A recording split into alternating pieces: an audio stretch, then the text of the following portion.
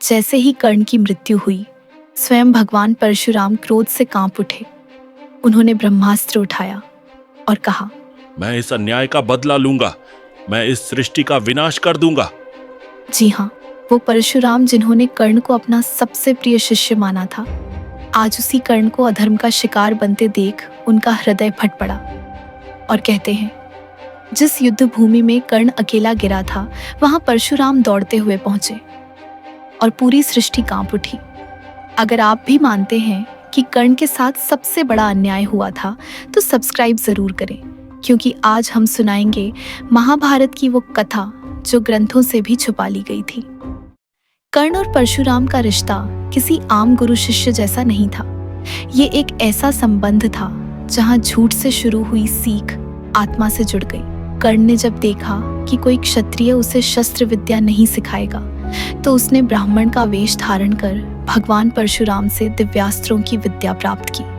परशुराम पहले तो सख्त थे, पर जब उन्होंने कर्ण की लगन, त्याग और तपस्या देखी तो उनका हृदय पिघल गया। कर्ण दिन रात अभ्यास करता और धीरे धीरे वो परशुराम का सबसे प्रिय शिष्य बन गया। यहाँ तक कि परशुराम ने उसे वह धनुष भी दिया जो उन्हें स्वयं महादेव से प्राप्त हुआ था, दिव्य विजय धनुष। वो कहते थे, कर्ण, तू मेरा अभिमान है। लेकिन एक दिन एक घटना ने सब कुछ बदल दिया। एक दोपहर जब परशुराम थक कर कर्ण की गोद में विश्राम कर रहे थे, तभी एक कीड़ा आया और कर्ण की जांघ पर बुरी तरह काटने लगा। रक्त बह रहा था, दर्द असहनीय था, लेकिन कर्ण ने परशुराम की नींद न टूटे इसलिए एक आवाज तक नहीं निकाली।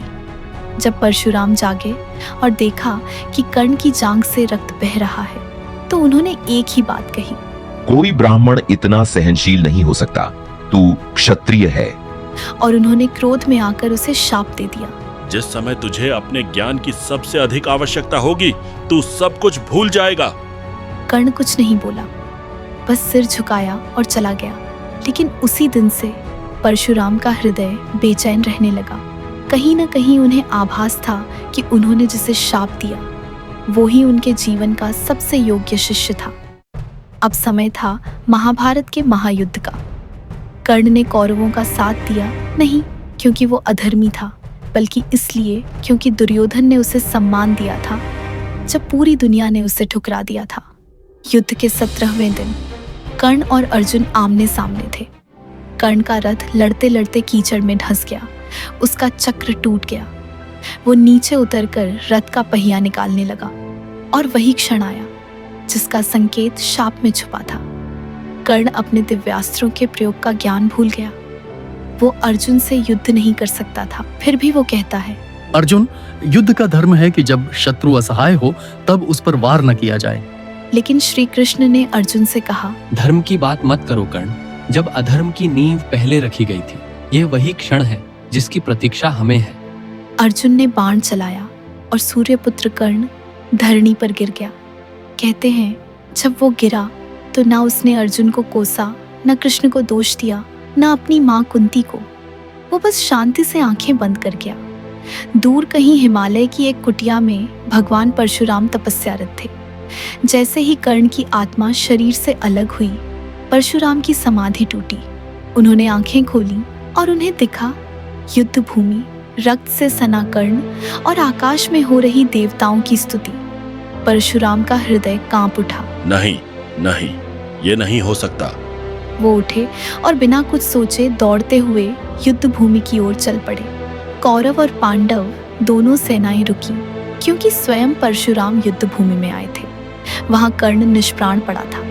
परशुराम उसके पास पहुंचे, उसका सिर अपनी गोद में लिया और रो पड़े। मैंने तुझे शाप दिया, मैंने तुझसे सब छीन लिया और आज तू चला गया। वो बोले, अगर मैं चाहता तो ब्रह्मास्त्र से इस पूरी सृष्टि का नाश कर देता, लेकिन तू इतना महान है कि तूने अपने कष्टों का दोष भी मुझे नहीं दिया। उसी क्षण देवताओं ने आकाश से पुष्प वर्षा की।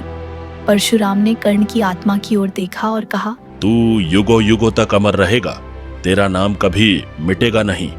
जो भी तेरा नाम लेगा वो तुझे दानवीर कर्ण कहकर पुकारेगा।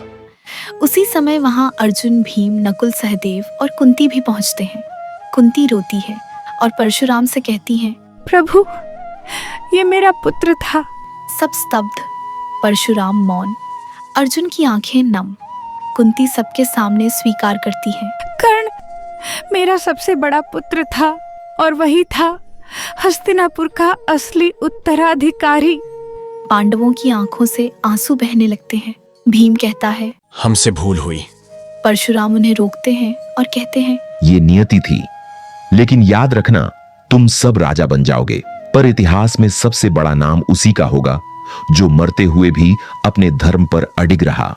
कर्ण चला गया, लेकिन एक उदाहरण बनकर। उसके पास कुछ नहीं था, न जाति का सम्मान, न माँ का प्रेम, न राज्य का अधिकार। फिर भी उसने कभी शिकायत नहीं की, कभी किसी का बुरा नहीं किया। हर बार अपना सब कुछ दूसरों के लिए त्याग दिया। उसे शाप मिला, पर वो मुस्कुराता रहा। उसका धनुष टूटा, पर उसके आत्मबल में कभी दरार नहीं आई। कर्ण वो योद्धा था जो हारकर भी विजयी रहा। अगर आप भी मानते हैं कि कर्ण को उसका हक नहीं मिला, तो कमेंट में लिखिए, कर्ण ही था सच्चा राजा। और अगर आप चाहते हैं हम महाभारत की ऐसी ही रहस्यमयी और छुपी कहानियां लाते रहें, तो वीडियो को लाइक करें, शेयर करें और चैनल को सब्सक्राइब करना न भूलें। हर युग में एक कर्ण होता है जो चुपचाप सब सहकर भी इतिहास रच जाता है।